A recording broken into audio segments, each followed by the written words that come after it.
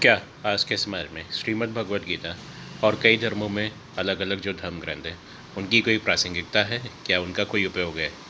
क्या उनमें जो नॉलेज वो हमारे काम आ सकती है? इनका जवाब हाँ है, एक निश्चित हाँ है। कैसे? आज के वीडियो में हम लोग देखेंगे। पर आज की वीडियो के लिए सबसे पहले मैं दो महान शख्सियतों का शुक्रिया अदा करना चाहता हूँ। पहले शख्सियत हैं स्टीफन और कोवी। 21वीं सदी में जो मैनेजमेंट है, जिस तरह से वो चल रहा है, उसके सबसे बड़े मार्गदर्शक स्टीफन और कोवी हैं। आज की कहानी मैंने उन्हीं की एक किताब से ली हुई है और इस कहानी से एक बहुत ज़रूरी सीख है जीवन की। दूसरे व्यक्ति हैं डॉक्टर श्री कुमार राव। हाल ही में मैंने उनको सुनना शुरू किया है, लेकिन उनकी बातों और उनकी सीख ने मेरे ऊपर बहुत ही गहरा असर छोड़ा है। काफ़ी सकारात्मक, काफ़ी पॉजिटिव। और उसके आगे अब हम लोग कहानी पर आते हैं। एक आदमी सुबह सुबह नाश्ता कर रहा था, ऑफिस जाने के लिए तैयार था।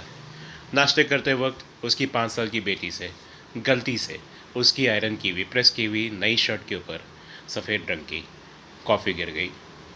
बेटी को उसने ज़ोर से डांट दिया। गुस्सा आ गया, ज़ोर से डांट दिया। बेटी रोने लगी, ज़ोर ज़ोर से रोने लगी। 5 साल की बेटी अपने पिता से ऐसी डांट सुन करके बेचारी रोने लगी। अपनी बेटी को रोता हुआ देख करके उसकी माँ आ गई तब तक, और वो अपने पति के ऊपर भड़क गई। उन्होंने कहा कि इतनी छोटी सी बात के लिए आपने हमारी फूल जैसी छोटी सी बेटी को रुला दिया। दोनों के बीच में वहीं से बहस और झगड़ा शुरू हो गया और ये काफ़ी समय तक चलता रहा। काफ़ी वक्त ज़ाया हो गया। फिर वो ऑफिस के लिए निकला और देर होने की वजह से रास्ते में जाम और भीड़ बढ़ गई। ऐसे ही वो आदमी परेशान था, फ्रस्ट्रेटेड था, और इन चीज़ों की वजह से उसका मूड भी ख़राब हुआ और टाइम भी और ज़्यादा लगा। ऑफिस पहुंच करके वो व्यक्ति एकदम अपने बॉसेस से, अपने कलीग्स से, अपने मैनेजर से, सभी से उसका झगड़ा हुआ, सभी से उसकी अनबन हुई। क्योंकि जब इंसान का मूड ख़राब होता है, जब उसका दिमाग ख़राब होता है, चीज़ें उसके हिसाब से नहीं चल रही होती, तो परेशान होता है और उसका गुस्सा किसी के ऊपर भी निकल जाता है। काफ़ी मुश्किल दिन बीता और रात को जब वो घर पहुंचा तो शारीरिक रूप, मानसिक रूप और अपनी एनर्जी से पूरी तरह से थक चुका था, परेशान हो चुका था, हार चुका था। अब रात में वो घर पहुंच करके उसने पूरे दिन को वापस सोचा और समझा कि अगर वो अपनी बेटी को सिर्फ प्यार से समझा करके उसको बता देता कि कॉफ़ी के साथ ऐसे नहीं खेलते, ऐसे गलती से नहीं गिराते, उसके बाद ऊपर जा कर के अपने कमरे में अपनी शर्ट बदल देता और उसके बाद ऑफिस चला गया होता, तो मुश्किल से 5 मिनट लगते और इतना सारा जो फ्रस्ट्रेशन था और इतना सारा जो एनर्जी का वेस्टेज हुआ था, वो चीज़ें नहीं होती। उसका दिन काफ़ी अच्छा, काफ़ी सुखद, काफ़ी पीसफुल और काफ़ी ज़्यादा कारगर होता, काफ़ी प्रोडक्टिव होता। अब लॉ ऑफ अट्रैक्शन में लोग जो सबसे बड़ी गलती करते हैं, अधिकतर लोग, उसके ऊपर आना चाहता हूँ। देखिए, आप जो है ये समझिए कि उस आदमी को गुस्सा क्यों आया। क्या वो वाकई अपनी बेटी पे गुस्सा था? इंसान गुस्सा हमेशा इसलिए आता है क्योंकि गुस्सा अपने आप में एक हेल्पलेसनेस की फीलिंग, कि मैं कुछ नहीं कर पाया, मेरा कंट्रोल नहीं इस सिचुएशन के ऊपर, उस वजह से एक बाई प्रोडक्ट है गुस्सा। गुस्सा अपने आप में कोई चीज़ नहीं होती है। इंसान अधिकतर गुस्सा या फ्रस्ट्रेशन में इसलिए आता है क्योंकि हम हर चीज़ को कंट्रोल में रखना चाहते हैं। हम चाहते हैं हर चीज़ हमारे हिसाब से हो। हम अपने एनवायरनमेंट के आसपास, अपने आसपास के लोगों के ऊपर, अपने आसपास की जो भी चीज़ें हो रही हैं उनके ऊपर कंट्रोल रखना चाहते हैं, उन्हें अपने हिसाब से चलाना चाहते हैं। और जब वो चीज़ नहीं होती है तो हम फ्रस्ट्रेटेड होते हैं, हम गुस्से में आते हैं। और हमारी उम्मीद से ज़रा भी हट करके कुछ होता है तो हमारा गुस्सा फूट पड़ता है।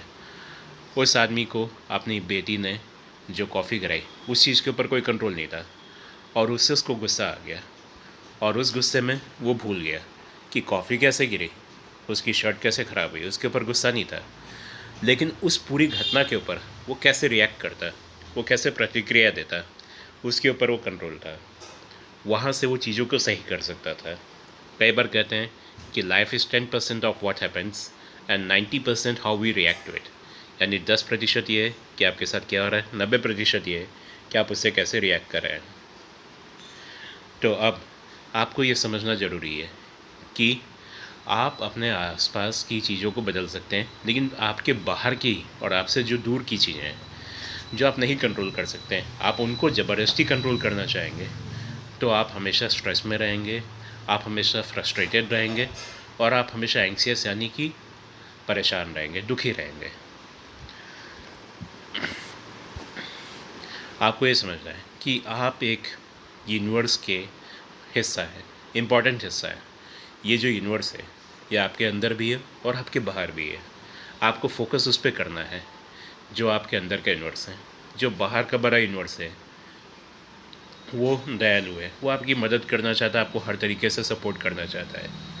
लेकिन अगर आप उसे कंट्रोल करना चाहेंगे, अगर आप चाहेंगे कि आप खुद चीज़ों को कंट्रोल करें जो आपको नहीं करनी है, तो आप यूनिवर्स को अपना ही फ़ायदा, अपना ही भला करने से रोकेंगे। मनुष्य को हर काम में अपना सबसे अच्छा देना चाहिए। उसके बाद लेटिंग गो पे फोकस करना चाहिए, यानी उस चीज़ को पूरे भरोसे और विश्वास के साथ यूनिवर्स के ऊपर छोड़ देना चाहिए।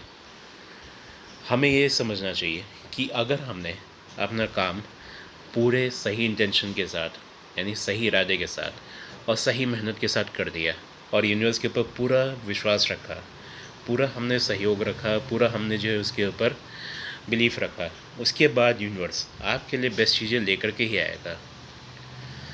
और हमारे जितने भी मैनिफेस्टेशन हैं, जितनी भी चीज़ें हैं, वो आपको निसंदेह मिलेंगी और आपकी खुशी उसकी तो गारंटी है। आपको इस सोच से चलना है, तब आपका स्ट्रेस, आपका फ्रस्ट्रेशन सब कुछ कम होगा। श्रीमद् भगवद गीता में इसी चीज़ को कर्म योगा कहा गया है और हर धर्म में दुनिया के मुझे पक्का यकीन है कि ऐसी कोई ना कोई बात होगी। आप सबका दिन और आप सबकी ज़िंदगी बेहद शानदार हो।